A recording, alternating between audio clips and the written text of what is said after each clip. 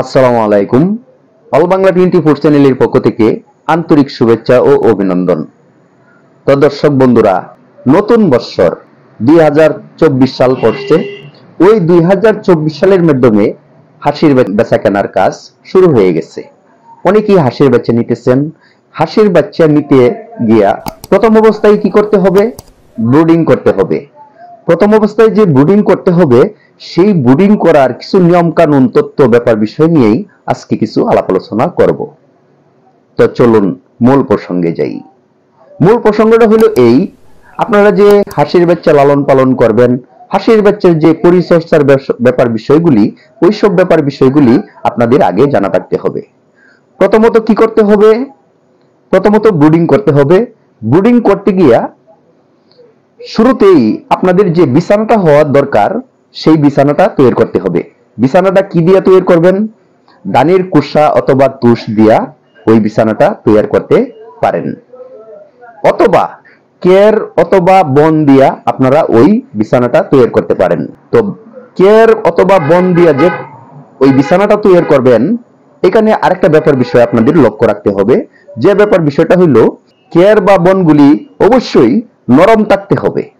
শক্ত কের বা শক্ত বন দিয়ে যদি আপনারা বিছানাটা করেন, তাহলে বাচ্চার শরীরে গুতা লাগতে পারে, অর্থাৎ বাচ্চার শরীরে আঘাত লাগতে পারে।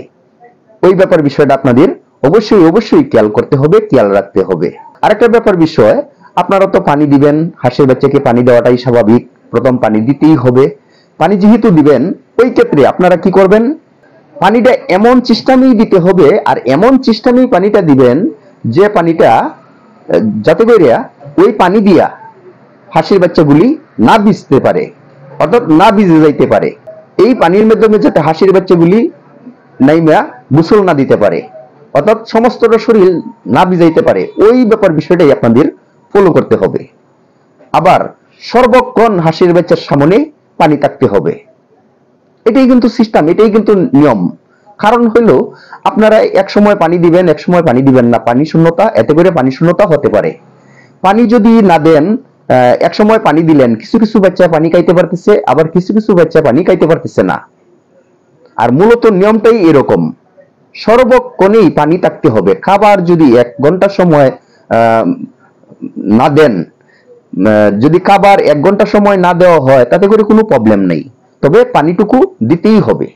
এই ব্যাপার বিষয়টা আপনারা লক্ষ্য রাখবেন এবং লক্ষ্য রেখে হাঁসের বাচ্চার ব্রুডিং এর কাজকর্ম চালিয়ে যাবেন।